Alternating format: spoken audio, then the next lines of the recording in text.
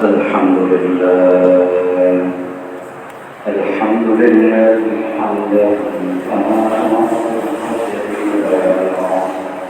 ولا شريك على حمده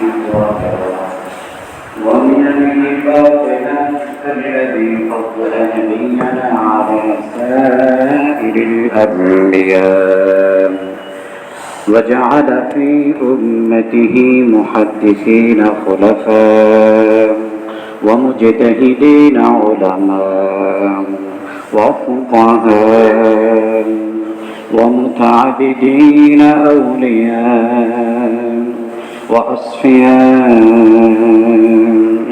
له الأسماء الحسنى والصفات العليا.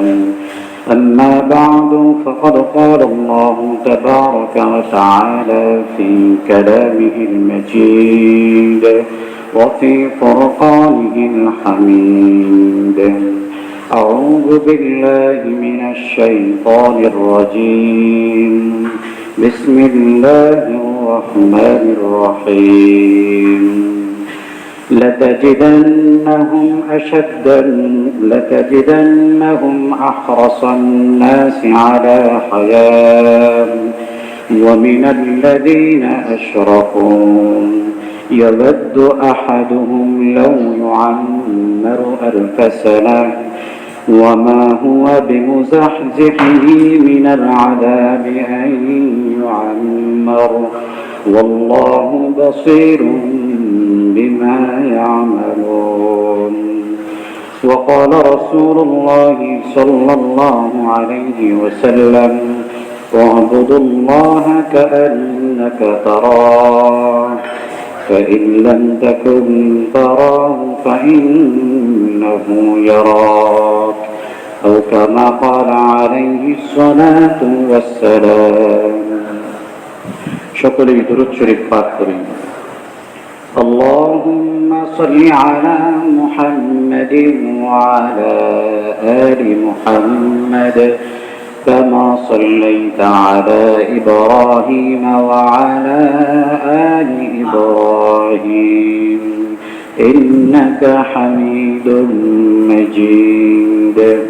اللهم بارك على محمد وعلى آل محمد كما باركت على إبراهيم وعلى آل إبراهيم إنك حميد مجيد. আলহামদুলিল্লাহ, আল্লাহ পাকের মহান দরবারে লাখো কোটি শুকরিয়া যে আল্লাহ রব্বুল ইজ্জত আমাদেরকে রবিউল আউয়াল মাসের শেষ জুমআয় আল্লাহ তাআলার কাছে পৃথিবীতে সবচেয়ে সম্মানিত স্থান, পবিত্রতম জায়গা, আল্লাহ তাআলার প্রিয়তম ঘর মসজিদে আসার বসার, জুমআর পূর্বক্ষণে সংক্ষিপ্ত সময়ে দ্বীনি আলোচনা শোনা এবং বলার তৌফিক দান করেছেন। এজন্য সকলেই অন্তঃস্থল থেকে শুকরিয়া আদায় করি। কালিমাতুশ শুকুর, আলহামদুলিল্লাহ। আমরা সিরাতের উপরে আলোচনা শুনছিলাম। রাসূলুল্লাহ সাল্লাল্লাহু আলাইহি ওয়াসাল্লামের জীবন চরিত্র থেকে আমরা শিক্ষা গ্রহণ করছি। রাসূলুল্লাহ সাল্লাল্লাহু আলাইহি ওয়াসাল্লামকে আল্লাহ তাআলা যে সময়ে প্রেরণ করেছিলেন সে সময়টাকে বলা হয়ে থাকে জাহিলিয়াতের যুগ, যে সময় সকল ধরনের অপরাধের সমন্বয় হয়েছিল। মানুষের মাঝে হিংস্রতা, সহিংসতা, সন্ত্রাসী মনোভাব তৎকালীন সময়ে ভয়ঙ্কর রূপ ধারণ করেছিল। বাপ বেটা মারামারি করত, সকালবেলা উঠে দেখত যে সে আমার পিতা আর এ ছিল তার সন্তান। জাহিলিয়াতের চরম পর্যায়ে তারা পৌঁছে দিয়েছিল। রাসূলুল্লাহ সাল্লাল্লাহু আলাইহি ওয়াসাল্লামকে আল্লাহ তাআলা এমনই এক সময়ে পৃথিবীতে প্রেরণ করেছিলেন। তো রাসূলুল্লাহ সাল্লাল্লাহু আলাইহি ওয়াসাল্লাম যে জামাত যে দল গঠন করে পৃথিবী থেকে বিদায় গ্রহণ করেছিলেন, তাদেরকে এমনভাবে রাসূলুল্লাহ সাল্লাল্লাহু আলাইহি ওয়াসাল্লাম আবিষ্কার করলেন, কিয়ামত পর্যন্ত এমন উত্তম জামাত, এমন উত্তম দল আর পৃথিবীতে আসবে না। তাহলে এত অল্প সময়ের মধ্যে, এত সামান্য সময়ের মধ্যে রাসূলুল্লাহ সাল্লাল্লাহু আলাইহি ওয়াসাল্লাম কিভাবে এই পরিবর্তন ঘটালেন, কোন জাদুর কাঠি রাসূলুল্লাহ সাল্লাল্লাহু আলাইহি ওয়াসাল্লাম পেলেন, যার মাধ্যমে রাসূলুল্লাহ সাল্লাল্লাহু আলাইহি ওয়াসাল্লাম এই পরিস্থিতি থেকে উম্মাহকে পরিপূর্ণ মুক্ত করে একটি স্বর্ণযুগে রূপান্তরিত করেছিলেন। সাহাবায়ে কেরাম রাদিয়াল্লাহু তাআলা আলাইহিম আজমাইন মুসলমান হওয়ার পরেও তাদের মাঝে জাহিলিয়াতের বিভিন্ন ধরনের অবস্থা, বিভিন্ন ধরনের পরিস্থিতি তাদের অন্তরের মধ্যে ছিল। রাসূলুল্লাহ সাল্লাল্লাহু আলাইহি ওয়াসাল্লাম সেই বিষয়গুলোকে দূরীভূত করার জন্য চেষ্টা করেছেন। এজন্যই আল্লাহ তাআলা কুরআনুল কারীমে বিভিন্ন আয়াতে বলেছেন, রব্বানা ওয়াবআথ ফীহিম রাসূলাম মিনহুম ইয়াতলু আলাইহিম আয়াতিহি ওয়া ইউযাক্কিহিম। রাসূলুল্লাহ সাল্লাল্লাহু আলাইহি ওয়াসাল্লাম চারটি মিশন নিয়ে পৃথিবীতে আগমন করেছিলেন। তার মধ্যে অন্যতম একটি গুরুত্বপূর্ণ বিষয় হচ্ছে আত্মশুদ্ধি, তাজকিয়ায়ে নফস। তো এই তাজকিয়ায়ে নফসের মাধ্যমে, আত্মশুদ্ধির মাধ্যমে রাসূলুল্লাহ সাল্লাল্লাহু আলাইহি ওয়াসাল্লাম সমাজকে পরিবর্তন করেছিলেন। মানুষের মধ্যে সহিংসতা, মানুষের মধ্যে একটি সন্ত্রাসী মনোভাব যে ছিল, মানুষের মধ্যে মারামারি, কাটাকাটি, হানাহানি, অন্যের প্রতিশোধ গ্রহণ করা, এই যে এক আগ্রাসী মনোভাব মানুষের মধ্যে ছিল, সেটার থেকে মানুষকে মুক্ত করার জন্য রাসূলুল্লাহ সাল্লাল্লাহু আলাইহি ওয়াসাল্লাম তাজকিয়া করেছেন।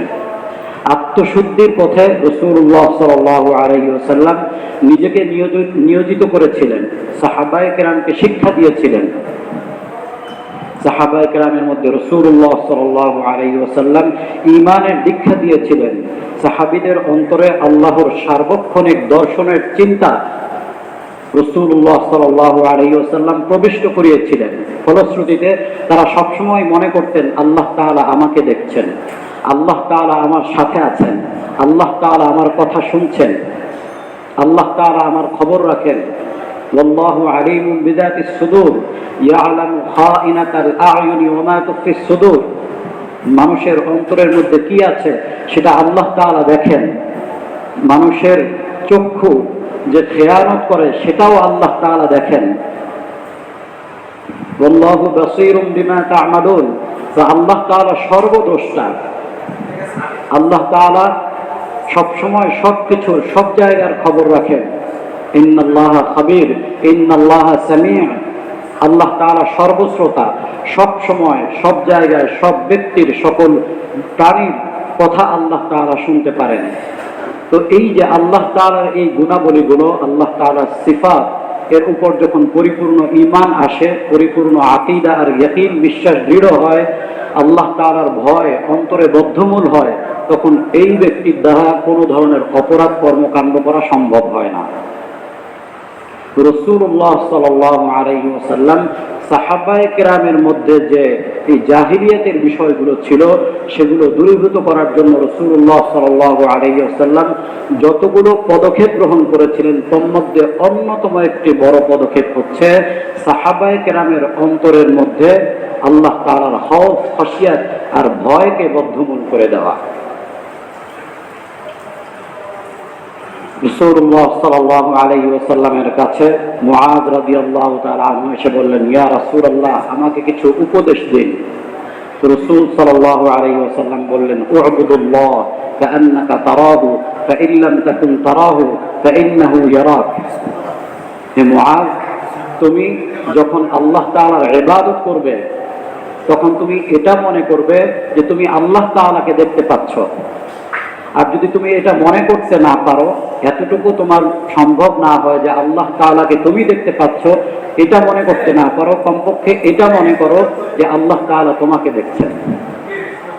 তো যখন কেউ এই চিন্তায় ইবাদত করবে যে আল্লাহ তাআলা আমাকে দেখছেন, তখন তার দ্বারা এই সকল ইবাদত বন্দেগীকারী ব্যক্তিদের দ্বারা গুনাহের কাজে জড়ানো, আল্লাহ তাআলার নাফরমানিতে জড়ানো সম্ভব হয় না।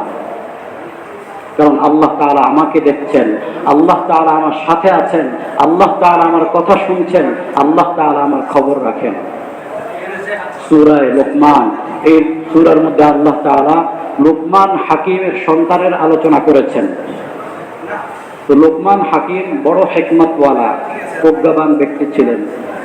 তিনি তার সন্তানকে বলেছিলেন যে, বেটা, যদি তোমার গুনাহ করতে ইচ্ছা করে তাহলে তুমি এমন জায়গায় গিয়ে গুনাহ করো যেখানে তোমার রব তোমাকে দেখতে পায় না, আর তুমি ততটুকু গুনাহ করিও যতটুকু তুমি জাহান্নামের আগুন সহ্য করতে পারবে। তো লোকমান হাকিম তার সন্তানকে এই উপদেশ দিয়েছিলেন। তো তাহলে আল্লাহ তাআলা কোথায় নাই? আল্লাহ তাআলা সর্ব জায়গায় আমাকে দেখছেন, আমার সাথে আছেন। আল্লাহ তাআলা আমার খবর রাখছেন, আমার কথা শুনছেন।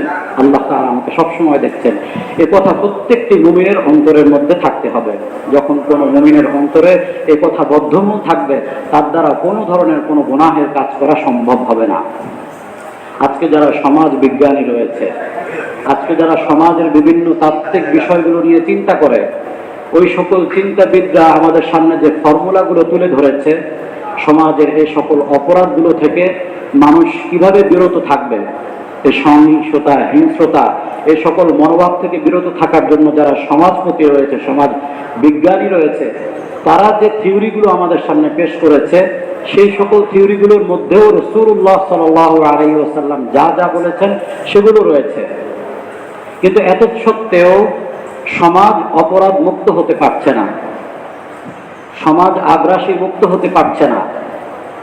এর কারণ হচ্ছে রাসূলুল্লাহ সাল্লাল্লাহু আলাইহি ওয়াসাল্লাম যে সিস্টেম, যে পদ্ধতিতে সমাজকে পরিবর্তন করেছিলেন, তিনি ছিলেন পৃথিবীর শ্রেষ্ঠ মুজাদ্দিদ, শ্রেষ্ঠ সমাজ সংস্কারক। তিনি যেভাবে সংস্কার করেছিলেন সেভাবে সংস্কারের চিন্তা তারা করছে না। কারণ রাসূলুল্লাহ সাল্লাল্লাহু আলাইহি ওয়াসাল্লাম একটা দায়বদ্ধতার জায়গা সৃষ্টি করে দিয়েছেন, জবাবদিহিতার জায়গা সৃষ্টি করে দিয়েছেন। আল্লাহ তাআলার কাছে জবাবদিহি হতে হবে, আল্লাহ তাআলার সামনে দাঁড়াতে হবে, দায়বদ্ধতার জায়গা। কিন্তু তাদের কোনো দায়বদ্ধতার জায়গা নেই। হয়তো নিজের বিবেকের কাছে রয়েছে বা সমাজের লোকচক্ষুর সামনে রয়েছে, এই ধরনের কিছু দায়বদ্ধতা রয়েছে। কিন্তু আলটিমেটলি এমন কোনো দায়বদ্ধতা তাদের সামনে নেই যারা আল্লাহ তাআলাকে বিশ্বাস করে না। তাদের সামনে এমন কোনো দায়বদ্ধতা নেই যেখানে জবাবদিহিতার কোনো প্রয়োজন রয়েছে। এজন্য রাসূলুল্লাহ সাল্লাল্লাহু আলাইহি ওয়াসাল্লাম মূল থেকে চিকিৎসা করা শুরু করেছেন। রাসূলুল্লাহ সাল্লাল্লাহু আলাইহি ওয়াসাল্লামের চিকিৎসা হচ্ছে একেবারে গোড়া থেকে যেন এই সকল অপরাধগুলোর মূলোৎপাটন হয়ে যায়। এজন্য রাসূলুল্লাহ সাল্লাল্লাহু আলাইহি ওয়াসাল্লাম তাদের মাঝে আল্লাহ তাআলার ভয় সৃষ্টি করে দিয়েছিলেন। তো সমাজের মধ্যে, মানুষের মধ্যে যে অবস্থাগুলো বিরাজ করত, সাহাবায়ে কেরামের মধ্যে যে জাহিলিয়াত ছিল, সেগুলো দূর করার জন্য রাসূলুল্লাহ সাল্লাল্লাহু আলাইহি ওয়াসাল্লাম কি পদক্ষেপ গ্রহণ করেছিলেন, উলামায়ে কেরাম সিরাতের আলোকে আমাদের সামনে উপস্থাপন করেছেন। সর্বপ্রথম রাসূলুল্লাহ সাল্লাল্লাহু আলাইহি ওয়াসাল্লাম মানুষের মাঝে কোমলতা, সহানুভূতি, নম্রতা, ভদ্রতার উন্মেষ ঘটিয়েছেন। মানুষের মধ্যে নম্রতা, কোমলতা, এগুলো রাসূলুল্লাহ সাল্লাল্লাহু আলাইহি ওয়াসাল্লাম প্রবিষ্ট করিয়েছেন সাহাবায়ে কেরামের অন্তরের মধ্যে। রাসূলুল্লাহ সাল্লাল্লাহু আলাইহি ওয়াসাল্লাম বলেছেন, মুসলিম শরীফের 2593তম হাদিস, ইন্নাল্লাহা রাফিক ইউহিব্বুর রিফকা ওয়া ইউতি আলা রিফকি মা লা ইউতি আলা আল-উনফি। নিঃসন্দেহে আল্লাহ তাআলা নম্রতার মাধ্যমে যা কিছু দান করেন, কঠোরতার মাধ্যমে আল্লাহ তাআলা তা দান করেন না। কারণ আল্লাহ তাআলা নম্রতাকে ভালোবাসেন। আল্লাহ তাআলা রফিক, আল্লাহ তাআলা নিজেই নম্রতাকে পছন্দ করেন। একবার এক ইহুদি দল রাসূলুল্লাহ সাল্লাল্লাহু আলাইহি ওয়াসাল্লামের দরবারে আসার পরে রাসূলুল্লাহ সাল্লাল্লাহু আলাইহি ওয়াসাল্লামকে সালাম না দিয়ে বলেছিল, আসসালামু আলাইকুম। আয়েশা সিদ্দিকা রাদিয়াল্লাহু তাআলা আনহার পাশে বসা। তিনি তাদেরকে অভিশাপ দিচ্ছিলেন। আয়েশা সিদ্দিকা রাদিয়াল্লাহু তাআলা আনহা তাদেরকে অভিশাপ দিচ্ছেন, তোমাদের উপর মৃত্যু হোক। আসসালামু আলাইকুম অর্থ হচ্ছে সালাম, অর্থ মৃত্যু। রাসূল সাল্লাল্লাহু আলাইহি ওয়াসাল্লামকে আসসালামু আলাইকুম না বলে আসসালামু আলাইকুম বলে এই কথা বলছে যে তোমার মৃত্যু হোক। তো আয়েশা সিদ্দিকা রাদিয়াল্লাহু তাআলা আনহা উত্তেজিত হয়ে গেলেন। তো তিনি জবাব দিচ্ছিলেন। রাসূল সাল্লাল্লাহু আলাইহি ওয়াসাল্লাম বললেন যে, আয়েশা শান্ত হও, কারণ আল্লাহ তাআলা রফিক ইউহিব্বুর রিফকা, তিনি নম্রতাকে ভালোবাসেন। তুমি কি শোনোনি আমি তাদেরকে কি বলেছি? আমি বলেছি ওয়া আলাইকুম, বাস আমি এক শব্দে তাদেরকে উত্তর দিয়ে দিয়েছি নম্রতার সাথে। তো রাসূলুল্লাহ সাল্লাল্লাহু আলাইহি ওয়াসাল্লাম প্রথম মেডিসিন দিয়েছেন মানুষের মাঝে কোমলতা, সহানুভূতি, নম্রতা, ভদ্রতা মানুষের মাঝে যেন সৃষ্টি হয়, সাহাবায়ে কেরামের মধ্যে সৃষ্টি হয়, সেজন্য রাসূল সাল্লাল্লাহু আলাইহি ওয়াসাল্লাম চেষ্টা করেছেন। দ্বিতীয় হচ্ছে অন্যায়কারীর সাথেও দয়াদ্র মনোভাব দেখানো, অন্যায়কারীকে ক্ষমা করে দেওয়া, এটাও রাসূলুল্লাহ সাল্লাল্লাহু আলাইহি ওয়াসাল্লামের অপূর্ব শিক্ষা ছিল। জুলুমকারীকে ক্ষমা করে দেওয়া, অপরাধকারীকে মাফ করে দেওয়া, তার সাথে ভালো আচরণ করা। সিলমান কাতাআক ওয়াফু আম্মান যালামাক ওয়া আহসিন ইলা মান আসাআ ইলাইক, হাদিসের মধ্যে আসছে যে তোমার সাথে তোমার উপর জুলুম করে তুমি তার সাথে ভালো আচরণ করো, যে তোমার সাথে সম্পর্ক ছিন্ন করে তুমি তার কাছে গিয়ে সম্পর্ক গড়ো, যে তোমার উপর জুলুম করে তুমি তাকে ক্ষমা করে দাও, আর যে তোমার কাছে কষ্ট পৌঁছায়, তোমাকে কষ্ট দেয়, তুমি তার সাথে ভালো আচরণ করো, উত্তম ব্যবহার দেখাও। তাহলে রাসূলুল্লাহ সাল্লাল্লাহু আলাইহি ওয়াসাল্লাম কত উঁচু স্তরের আখলাক, কত উঁচু স্তরের উত্তম চরিত্র শিক্ষা দিয়েছেন উম্মাহকে। এই স্তরের শিক্ষা যদি কেউ গ্রহণ করতে পারে তাহলে তাদের দ্বারা কখনো কোনো ধরনের আগ্রাসী মনোভাব তাদের মধ্যে সৃষ্টি হতে পারে না। রাসূলুল্লাহ সাল্লাল্লাহু আলাইহি ওয়াসাল্লাম তৃতীয় যে বিষয়টি শিক্ষা দিয়েছিলেন, মধ্যম পন্থা ও ভারসাম্য বজায় রাখা, ধর্মের বিষয়ে বাড়াবাড়ি না করা, ধর্মের বিষয়ে বাড়াবাড়ি না করা, মধ্যম পন্থা বজায় রাখা, ভারসাম্য বজায় রাখা, এর দ্বারা ঐক্য বিনষ্ট হয়। অর্থাৎ যদি ফরজ, ওয়াজিব, হারাম এই জাতীয় বড় কোনো বিষয় না হয়, ছোটখাটো যে বিষয়গুলো রয়েছে সুন্নত, মুস্তাহাব, আদাব, এই বিষয়গুলো নিয়ে বেশি বাড়াবাড়ি না করা। বাড়াবাড়ি করার দ্বারা ঐক্য বিনষ্ট হয়, মতানৈক্য সৃষ্টি হয়, অনৈক্য সৃষ্টি হয়, এক পর্যায়ে মারামারি কাটাকাটির পর্যায়ে পৌঁছে যায়। সেজন্য রাসূলুল্লাহ সাল্লাল্লাহু আলাইহি ওয়াসাল্লাম আমাদেরকে বলে গিয়েছেন বুখারী শরীফের 39তম হাদিস, ইন্নাদ দীনা ইউসরুন, নিঃসন্দেহে দ্বীন অত্যন্ত সহজ, ওয়ালা ইউশাদ্দাদ দীনা আহাদুন ইল্লা গালাবাহু, যদি কেউ দ্বীনকে কঠিন করে তোলে তাহলে দ্বীন তার উপর বিজয়ী হয়ে যায়, অর্থাৎ দ্বীন মানা তার জন্য কঠিন হয়ে যায়, দ্বীন তার উপরে গালেব হয়ে যায়। ফাসাদ্দিদু, অতএব তোমরা মধ্যম পন্থা অবলম্বন করো, ওয়াকারিবু, এবং তোমরা নিকটবর্তী অবস্থান গ্রহণ করো, ওয়া আবশিরু, এবং তোমরা সুসংবাদ দাও, মানুষের মধ্যে ঘৃণা সৃষ্টি করো না। এজন্য ভারসাম্য বজায় রাখা, মধ্যম পন্থা অবলম্বন করা, দ্বীনের বিষয় নিয়ে বাড়াবাড়ি না করা। চতুর্থ যে বিষয়টি রাসূলুল্লাহ সাল্লাল্লাহু আলাইহি ওয়াসাল্লাম সমাজ সংস্কারের জন্য, সমাজের এই ধরনের মনোভাব দূর করার জন্য উম্মাহকে শিক্ষা দিয়েছিলেন, সেটি হচ্ছে সমাজের সদস্যদের মাঝে শান্তিকামী হওয়ার মানসিকতা তৈরি করা। সমাজের প্রত্যেক সদস্য যেন শান্তিকামী হয়ে থাকে। শান্তি কিভাবে বজায় থাকে, শান্তি কিভাবে সৃষ্টি হয়, মানুষের মাঝে সালাম বজায় থাকে কিভাবে, সেজন্য যেন সকলেই সচেষ্ট থাকে। এজন্য রাসূলুল্লাহ সাল্লাল্লাহু আলাইহি ওয়াসাল্লাম সর্বদাই এর উপরে চেষ্টা করতেন। এক লোক রাসূলুল্লাহ সাল্লাল্লাহু আলাইহি ওয়াসাল্লামের কাছে এসে জিজ্ঞেস করলো, মুসলিম শরীফের 42তম হাদিস, ইয়া রাসূলুল্লাহ, আমাদের মধ্যে সবচেয়ে শ্রেষ্ঠ মুসলমানকে, মুসলমানদের মধ্যে শ্রেষ্ঠতম মুসলিমকে? রাসূল সাল্লাল্লাহু আলাইহি ওয়াসাল্লাম উত্তর দিলেন, মান সালিমাল মুসলিমুনা মিন লিসানিহি ওয়া ইয়াদিহি, তোমাদের মধ্যে প্রকৃত মুসলমান হচ্ছে সেই মুসলিম যার হাত এবং মুখ থেকে অপর মুসলিম নিরাপদ থাকে। তাহলে শান্তিকামী হওয়ার শিক্ষা দিয়েছেন রাসূলুল্লাহ সাল্লাল্লাহু আলাইহি ওয়াসাল্লাম।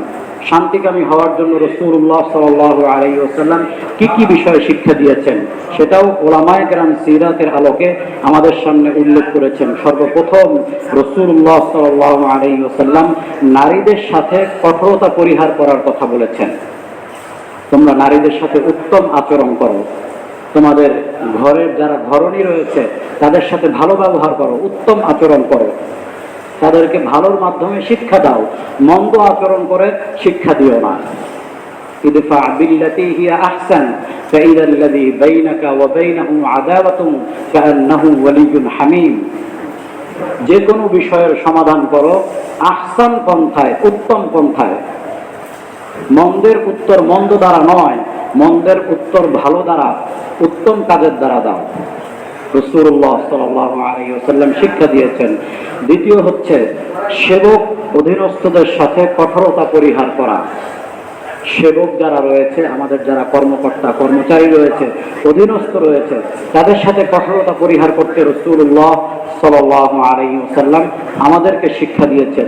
তাদেরকে ক্ষমা করার কথা বলেছেন। আবু মাসউদ আনসারী রাদিয়াল্লাহু তাআলা আনহু রাসূলুল্লাহ সাল্লাল্লাহু আলাইহি ওয়াসাল্লামকে জিজ্ঞেস করেছিলেন যে কতবার ক্ষমা করব? আমার গোলামকে কতবার দৈনিক ক্ষমা করব? তুমি দৈনিক 70 বার ক্ষমা করবে। দৈনিক 70 বার। 70 বার দ্বারা 70 উদ্দেশ্য নয়, উদ্দেশ্য হচ্ছে তোমার যতবার ইচ্ছা ততবার তুমি ক্ষমা করবে তোমার গোলামকে। কারণ কিয়ামতের ময়দানে তোমার আচরণ এবং তার অপরাধ আল্লাহ তাআলা ওজন করবেন। যদি তোমার অপরাধ বেশি হয়ে থাকে তাহলে আল্লাহ তাআলা তোমাকে শাস্তি দিবেন, আর যদি তার অপরাধ বেশি হয়ে থাকে তাহলে আল্লাহ তাআলা তাকে জবাব দিবেন। এ কথা বলার পরে আবু মাসউদ আনসারী রাদিয়াল্লাহু তাআলা আনহু যে গোলামের সাথে আচরণ করেছিলেন সেই গোলামকে আযাদ করে দিলেন।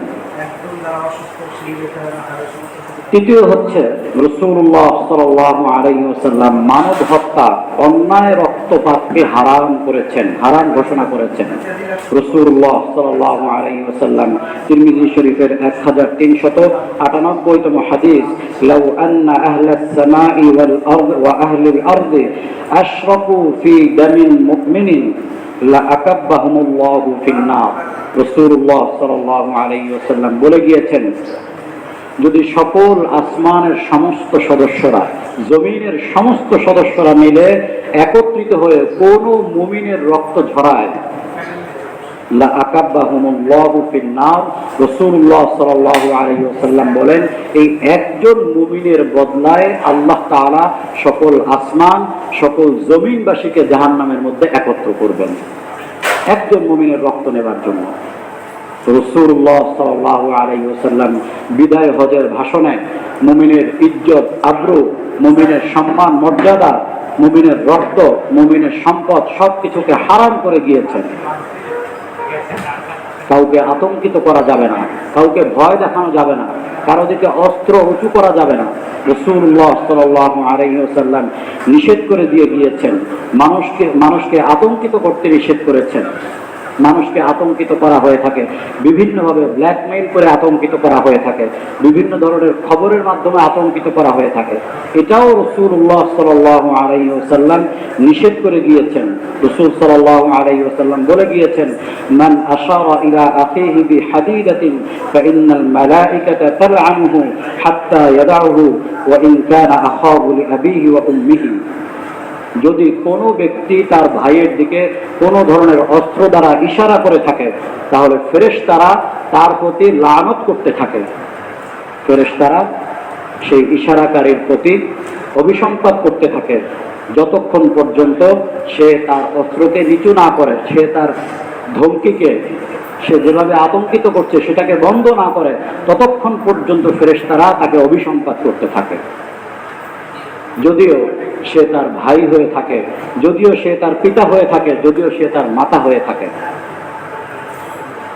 তারপরও তার সাথে এই আচরণ করা যাবে না। রাসূলুল্লাহ সাল্লাল্লাহু আলাইহি ওয়াসাল্লাম এই বিষয়গুলো আমাদেরকে বলে গিয়েছেন। প্রত্যেক ব্যক্তিকে শান্তিকামী হওয়ার জন্য রাসূলুল্লাহ সাল্লাল্লাহু আলাইহি ওয়াসাল্লাম উৎসাহ প্রদান করতেন, শিক্ষা দিতেন, তাজকিয়ায়ে নফস করতেন। অন্তরের মধ্যে যে সকল মন্দ গুণগুলো আছে সেগুলো বের করার চেষ্টা করতেন এবং ভালো ভালো যে সকল স্বভাবগুলো রয়েছে, আখলাকে হামিদা, এগুলো অন্তরে প্রবিষ্ট করাবার চেষ্টা করতেন। এরপরে সর্বশেষ রাসূলুল্লাহ সাল্লাল্লাহু আলাইহি ওয়াসাল্লাম যে প্রেসক্রিপশন উম্মাহকে দিয়ে গিয়েছিলেন, এর মাধ্যমে প্রায় 90% উম্মতের মধ্যে পরিপূর্ণরূপে শান্তি বজায় হয়ে গিয়েছিল, শান্তি প্রতিষ্ঠিত হয়েছিল। কিন্তু এরপরেও কিছু এমন থাকবে যারা ফেরাউনের সদস্য, যারা নমরুদের সদস্য, যারা জালেম প্রকৃতির, এরা পৃথিবীতে এরপরেও থাকবে। এরা ইচ্ছাকৃতভাবে নিজে আগ্রহী হয়ে সাগ্রহে মানুষের মধ্যে অপরাধ কর্ম করে বেড়াবে।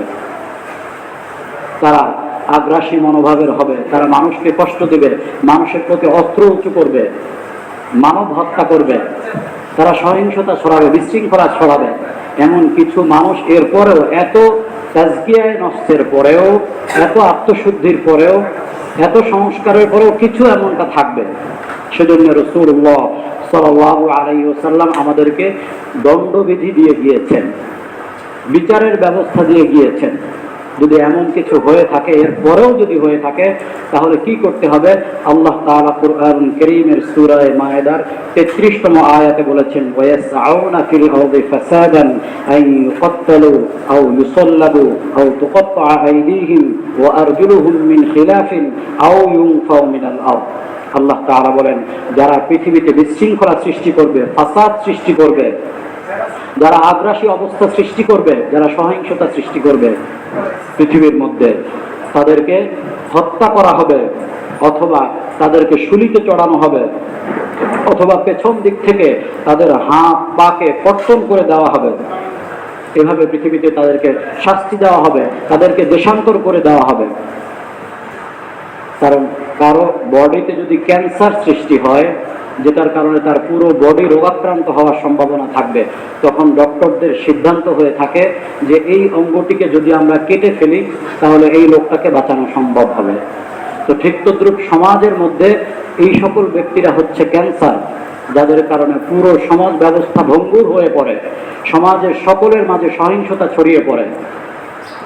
সকল ধরনের ব্যবস্থা, সকল ধরনের কৌশল, সকল ধরনের আত্মশুদ্ধি, সকল ধরনের সংস্কার করার পরেও ইচ্ছাকৃতভাবে যারা অস্থিতিশীল করার চেষ্টা করবে, ইচ্ছাকৃতভাবে যারা সহিংসতা ফাসাদ সৃষ্টির চেষ্টা করবে, তাদের বিরুদ্ধে রাসূলুল্লাহ সাল্লাল্লাহু আলাইহি ওয়াসাল্লাম দণ্ডবিধির কথা বলে গিয়েছেন, তাদের ব্যাপারে শাস্তির আলোচনা করে গিয়েছেন।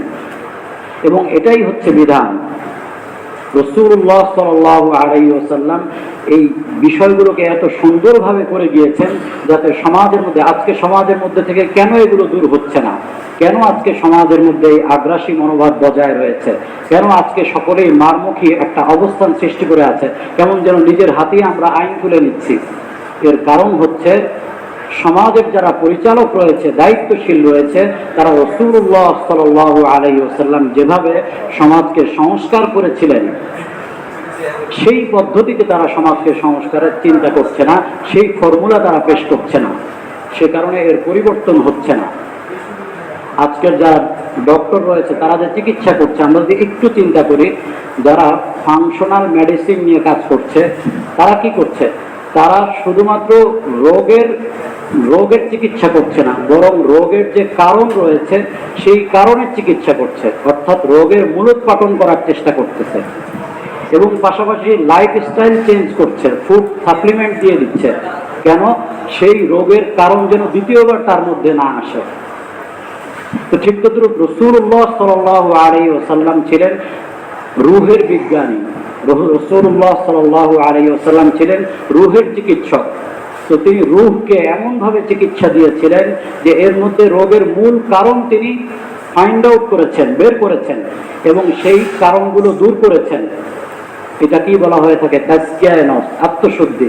এরপরে আবার তিনি লাইফস্টাইল চেঞ্জ করেছেন, ফুড সাপ্লিমেন্ট দিয়ে দিয়েছেন, যে যখন তোমার মধ্যে থেকে এই অবস্থাগুলো, অন্তরের মন্দ বিষয়গুলো চলে যাবে, অন্তরের রোগগুলো থেকে তুমি মুক্ত হয়ে যাবে, আর অন্তরের মধ্যে ভালো ভালো সকল বিষয় আসবে, আল্লাহ তাআলার ভয় আসবে, আল্লাহ তাআলার উপস্থিতি সার্বক্ষণিক তোমার অন্তরে থাকবে। এই পরিস্থিতি যখন তোমার মধ্যে সৃষ্টি হবে, তখন তুমি একজন সুস্থ মানুষে পরিণত হলে। কিন্তু এটা যেন বজায় থাকে, সেজন্য তোমার লাইফস্টাইল চেঞ্জ করতে হবে। তোমাকে দিনদার ওলামায়ে কেরাম, যারা আল্লাহ তাআলার নেককার বান্দা বান্দি রয়েছে, তাদের সাথে তোমাকে নিজেকে সবসময় নিয়োজিত রাখতে হবে। তাদের সোহবত, তাদের সঙ্গ, তাদের সোহবত তোমাকে গ্রহণ করতে হবে। তবেই তোমার জীবন যেভাবে তুমি রাখতে চাচ্ছ, যেভাবে তুমি শুদ্ধ করতে চাচ্ছ, তবেই সেভাবে মৃত্যু পর্যন্ত তোমাকে আল্লাহ তাআলা, যদি তুমি এই সঙ্গ গ্রহণ করো, আল্লাহ তাআলা তোমাকে সেভাবে, আল্লাহ তাআলা তোমার জীবনকে পরিবর্তন করে রাখবেন, এবং এর উপরে আল্লাহ তাআলা তোমাকে মৃত্যু দান করবেন। তো এই জন্য রাসূলুল্লাহ সাল্লাল্লাহু আলাইহি ওয়াসাল্লাম রূহের চিকিৎসা এইভাবে দিয়েছেন উম্মাহকে, আর যারা সেভাবে গ্রহণ করেছিল তাদেরকে আল্লাহ তাআলা সেভাবে পরিশুদ্ধ করে দিয়েছিলেন। আল্লাহ পাক আমাদের সকলকে বুঝার আমল করার তৌফিক দান করেন। ওমা আলাইনা ইল্লাল বালাগ। সম্মানিত মুসল্লিয়ানে কেরাম, আমরা সকলেই একটু বসি, আমাদের আরো কিছু কার্যক্রম বাকি রয়েছে। আমাদের মসজিদের সম্মানিত convenor brigadier general Shah Alam সাহেব আপনাদের সামনে গুরুত্বপূর্ণ বিষয়ে আলোচনা করবেন।